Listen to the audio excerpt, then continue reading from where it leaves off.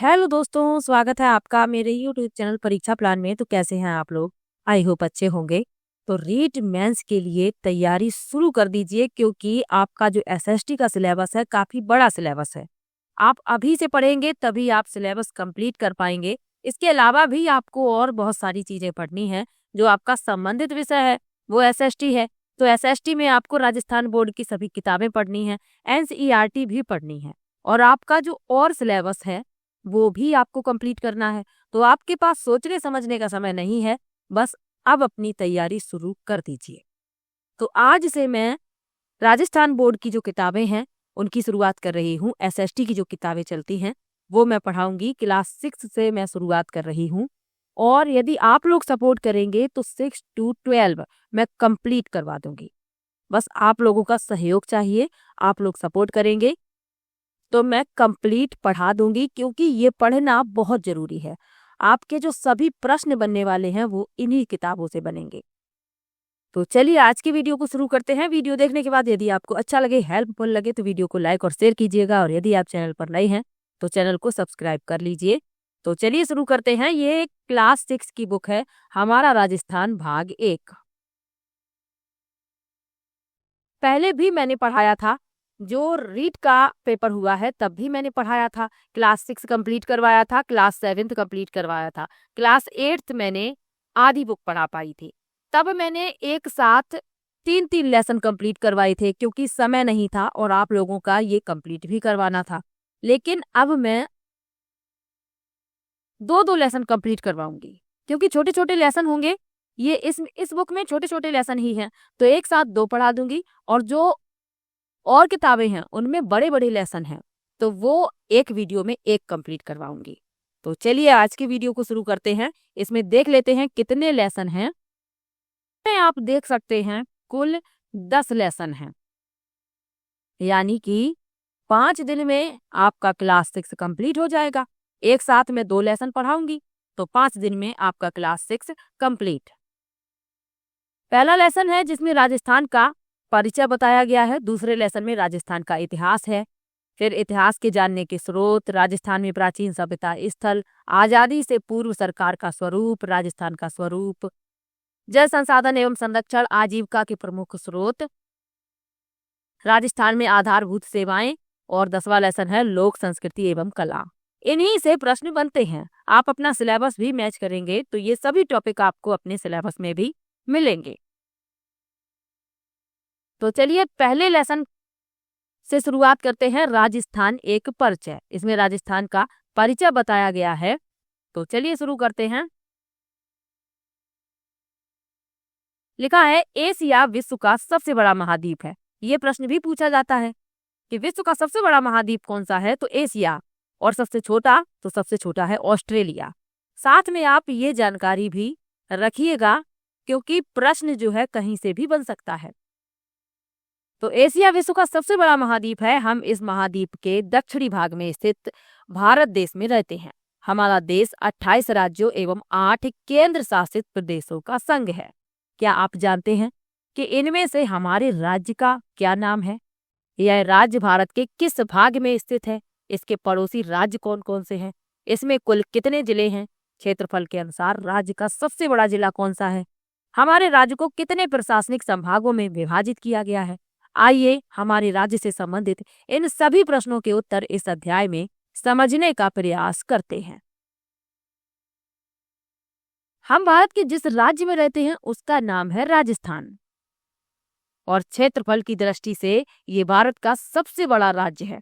आगे लिखा भी है, क्षेत्रफल की दृष्टि से यह भारत का सबसे बड़ा राज्य है, जो भारत के लगभग 10.41% भाग पर फैला हुआ है। आजादी के बाद वर्तमान राजस्थान का स्वरूप 1948 से 1956 तक चली राज्य एकीकरण प्रक्रिया के फलस्वरूप सामने आया। यहाँ आप मानचित्र में भी देख सकते हैं राजस्थान को। ये रहा राजस्थान, और ये भारत का सबसे बड़ा राज्य है क्षेत्रफल की दृष्टि से। अब यदि आपसे पूछ लिया जाए कि भारत का सबसे छोटा राज्य कौन सा है क्षेत्रफल की दृष्टि से, तो वह है गोवा। ये भी साथ में आप याद रखिएगा। चलिए आगे बढ़ते हैं।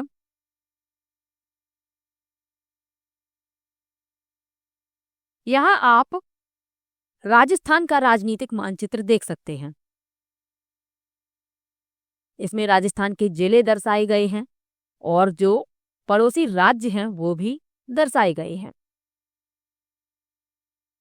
यहाँ आप देख सकते हैं, थोड़ा छोटा करते हैं तो आपको दिखाई देगा सही से।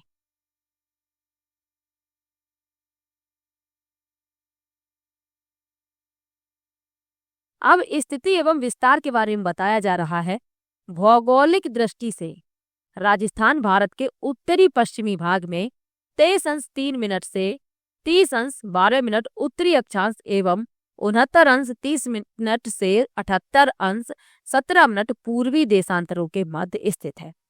इसका कुल क्षेत्रफल लगभग 3,42,239 वर्ग किलोमीटर है। इसका विस्तार उत्तर से दक्षिण 826 किलोमीटर एवं पूर्व से पश्चिम 869 किलोमीटर है। आप लोग क्या कीजिएगा, एक कॉपी अपने साथ रखिएगा, एक नोटबुक रखिएगा और उसमें ये जो महत्वपूर्ण चीजें हैं इन्हें नोट कर लीजिए। जैसे इसका विस्तार बताया गया है, क्षेत्रफल की दृष्टि से ये सबसे बड़ा राज्य है, ये तो आपको पता ही है। लेकिन ये छोटे छोटे जो पॉइंट हैं, यदि इन्हें आप नोट कर लेते हैं तो ये एग्जाम के टाइम बहुत काम आएंगे। तो कहीं पर आप इन्हें नोट करते जाइए जो मैं आपको बताती चल रही हूँ। जैसे कि यहाँ पर भौगोलिक दृष्टि से राजस्थान का विस्तार जो बताया गया है, यहाँ आप इसे नोट कर लीजिए। उसके बाद इसका उत्तर से दक्षिण जो दूरी बताई गई है 826 किलोमीटर, वो लिख लीजिए। पूर्व से पश्चिम 869 किलोमीटर। ये पॉइंट वाले जो नोट्स होते हैं ये बहुत काम आते हैं। चलिए आगे बढ़ते हैं। जिले एवं संभाग लिखा है, प्रशासनिक सुविधाओं के कारण हमारे देश के राज्यों को पुनः कई जिलों में विभाजित किया जाता है ताकि छोटे छोटे क्षेत्रों में विकास के कार्यों को सुचारू रूप से चलाया जा सके।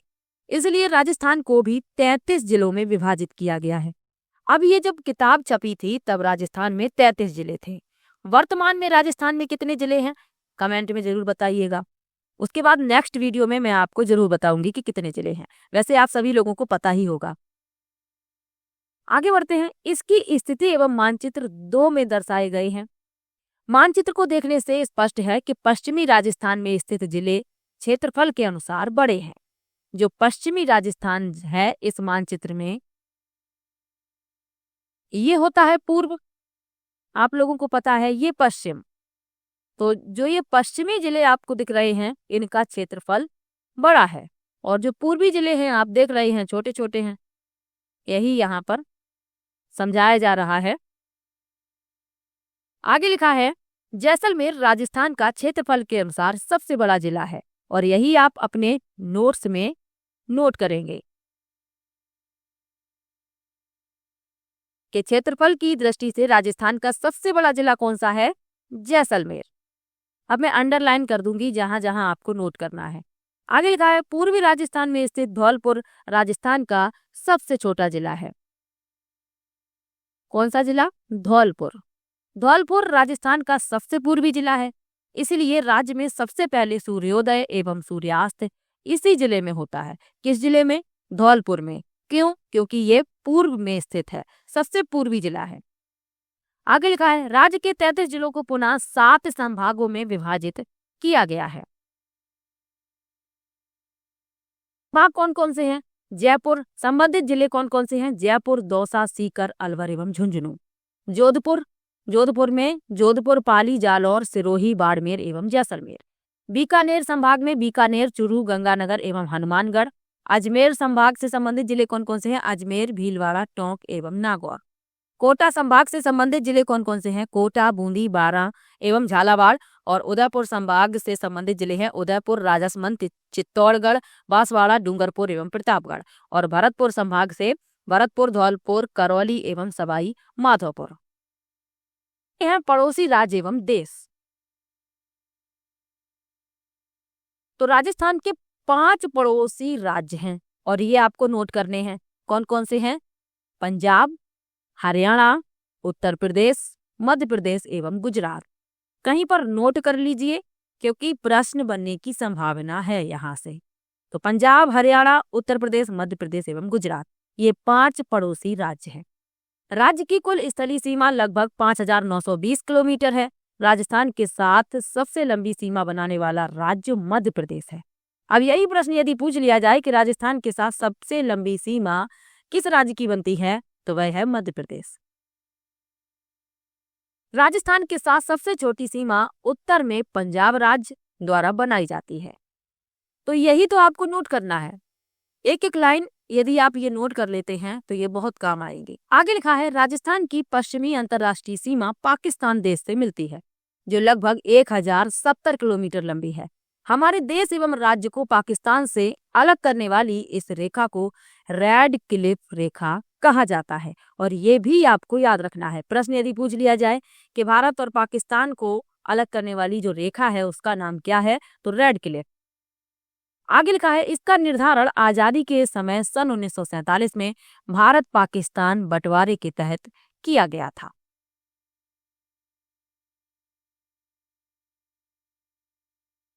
शब्दावली क्या क्या दी गई है? एकीकरण, एकीकरण का अर्थ है सबको मिलाकर रखना। संभाग, सुचारू प्रशासन हेतु बनाया गया कुछ जिलों का समूह। और केंद्र शासित प्रदेश, तो भारत के कुछ ऐसे क्षेत्र जहां केंद्र द्वारा शासन किया जाता है तो वे कहलाते हैं केंद्र शासित प्रदेश। ये वाला जो लेसन है यहीं पर समाप्त हो गया। छोटे छोटे से लेसन है क्लास 6 में। बहुविकल्पी प्रश्न देख लीजिए। क्षेत्रफल के अनुसार राजस्थान का सबसे बड़ा जिला कौन सा है? जैसलमेर है। और राजस्थान में कुल कितने जिले हैं? तो इस किताब में 33 बताई गई हैं, तो इसमें गा विकल्प सही होगा। लेकिन अब जिलों की संख्या बढ़ गई है। आप लोग कमेंट में बताएंगे, फिर मैं नेक्स्ट वीडियो में आप लोगों को बताऊंगी कितने जिले हैं। तो पहला लेसन हो गया खत्म, जिसमें राजस्थान का सामान्य परिचय था। राजस्थान के बारे में बताया गया, स्थिति एवं विस्तार, पड़ोसी राज्य और जो देश है वो बताए गए, जिला, सबसे छोटा जिला, ये सब आपने पहले लेसन में पढ़ लिया। अब चलते हैं दूसरे अध्याय पर। इसका नाम क्या है? राजस्थान का इतिहास। इसमें राजस्थान के इतिहास के बारे में बताया गया है। तो चलिए शुरू करते हैं। आज की वीडियो में 2 लेसन में कंप्लीट करवाऊंगी, यानी कि मैं अभी प्रत्येक वीडियो में ये छोटे छोटे लेसन हैं तो एक साथ 2 लेसन करवा दूंगी। फिर जो बड़े लेसन होंगे उनको मैं एक वीडियो में एक ही कंप्लीट करूंगी। बस आप लोग सपोर्ट करते रहिए। यदि आप लोग चाहते हैं कि मैं क्लास 6 से 12 तक कंप्लीट करवाऊं तो आप इस वीडियो को ज्यादा से ज्यादा शेयर कीजिएगा। चलिए अध्याय शुरू करते हैं। दूसरा लिखा है, चित्तौड़गढ़ जिले के छोटे से गांव भाटोली का छात्र रमेश दीवार पर लगे राजस्थान के मानचित्र को ध्यान से देख रहा था। उसने अपने शिक्षक से प्रश्न किया, सर हमारे राज्य का नाम राजस्थान है, तो हमारे क्षेत्र को मेवाड़ क्यों कहते हैं? मेरे मामा जोधपुर में रहते हैं पर वो कहते हैं कि हम मारवाड़ में रहते हैं, ऐसा क्यों? तो शिक्षक कहते हैं, रमेश ये मेवाड़ मारवाड़ हमारे क्षेत्र के प्राचीन नाम है। राजस्थान जो आज हमें दिखाई देता है पुराने समय में ये ऐसी राजनीतिक इकाई नहीं था। प्राचीन काल में राजस्थान विभिन्न जनपदों एवं अंचलों में विभक्त था। ये जनपद एवं अंचल भौगोलिक स्थान अथवा वहां रहने वाली जाति के नाम से जाने जाते थे, जैसे जांगल, मरु, अर्जुनायन, सिबी, मेवात, हाड़ौती आदि। यहाँ आप देख सकते हैं महाकाव्यकालीन राजस्थान, मत्स्य, सूरसेन, जांगल, मरु का अंतर, ये महाकाव्यकालीन राजस्थान का मानचित्र यहाँ पर दिखाया गया है। चलिए आगे बढ़ते हैं। प्राचीन भारत में आर्यों ने छोटी छोटी बस्तियों को मिलाकर अपने अपने राज्य या जनपदों का निर्माण आरंभ किया। महाभारत एवं संहिता ग्रंथों में राजस्थान के कई जनपदों का उल्लेख मिलता है। अब यहाँ पर एक एक करके सबके बारे में बताया गया है। सबसे पहले लिखा है मरु, और इन सबके बारे में आपको जानना जरूरी भी है क्योंकि इन सभी से प्रश्न बनेंगे।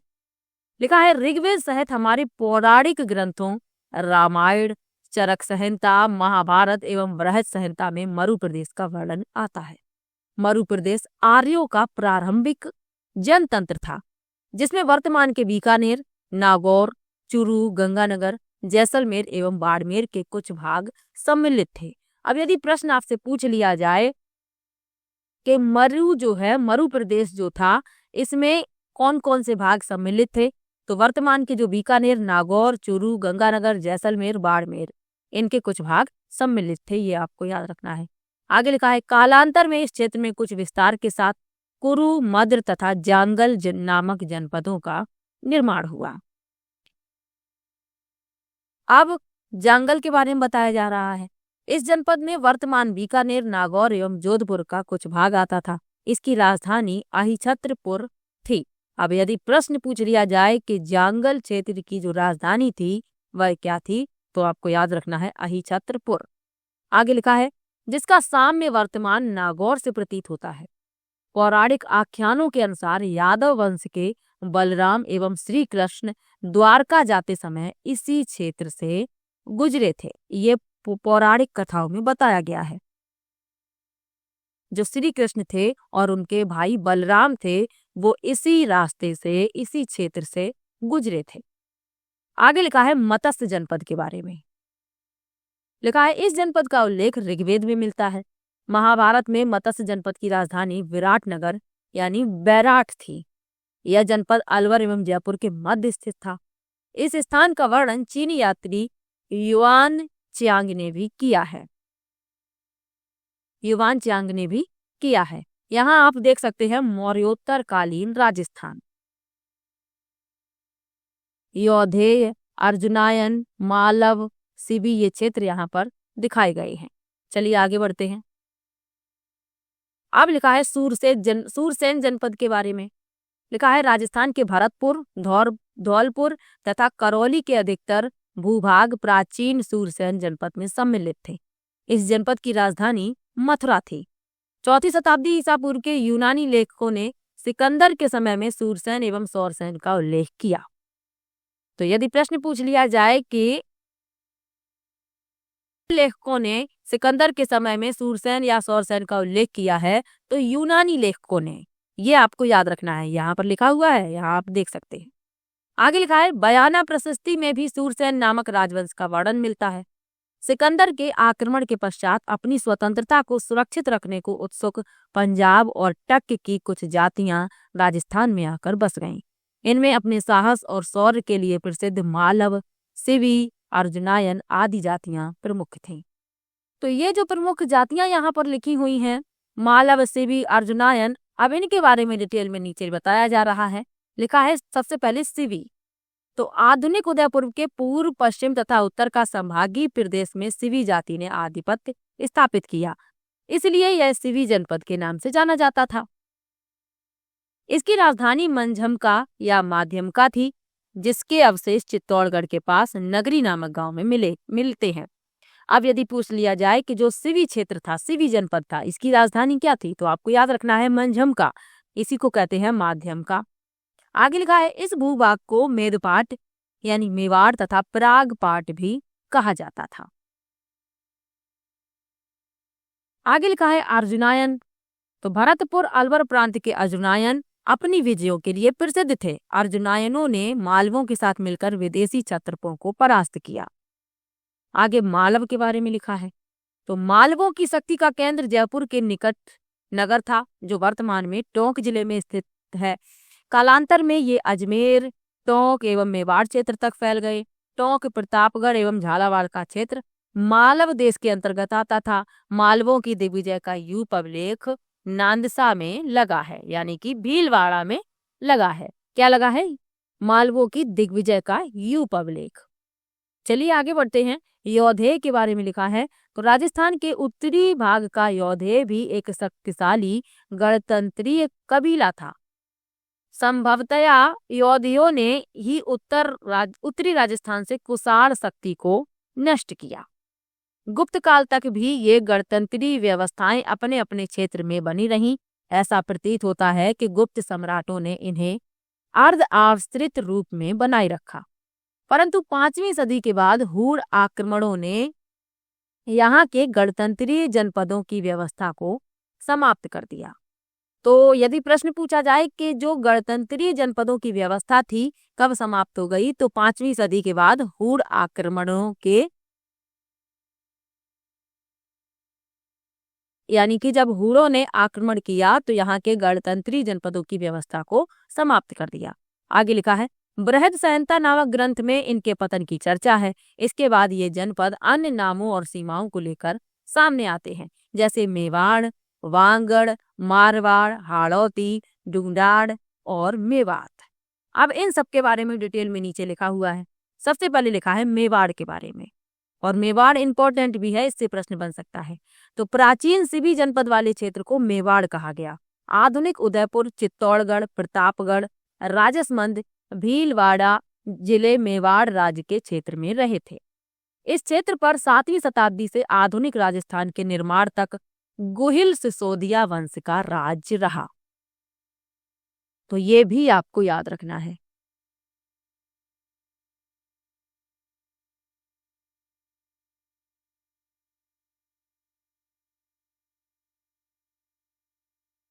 आगे लिखा है नागदा,